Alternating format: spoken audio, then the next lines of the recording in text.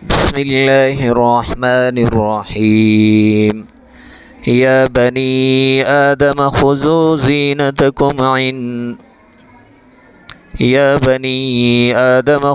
زينتكم عند كل مسجد وكلوا واشربوا ولا تسرفوا إنه لا يحب المسرفين.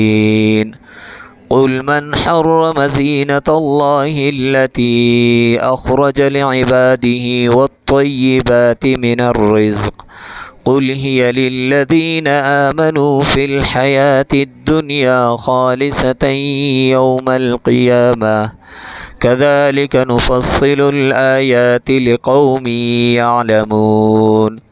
قل إنما حرم ربي الفواحش ما ظهر منها وما بطن والإثم والبغي بغير الحق وأن تشركوا بالله ما لم ينزل به سلطانا وأن تقولوا على الله ما لا تعلمون. ولكل أمة أجل فإذا جاء أجلهم لا يستأخرون ساعة ولا يستقدمون. يا بني آدم إما يأتينكم رسل منكم يقصون عليكم آياتي فمن اتقى وأصلح فلا خوف عليهم ولا هم يحزنون.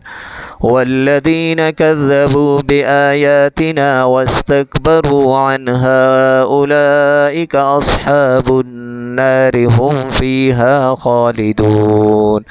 فمن أظلم ممن افترى على الله كذبا أو كذب بآياته أولئك ينالهم نصيبهم من الكتاب حتى إذا جاءتهم رسلنا يتوفونهم قالوا أين ما كنتم تدعون من دون الله قالوا ضلوا عنا وشهدوا على أنفسهم أنهم كانوا كافرين.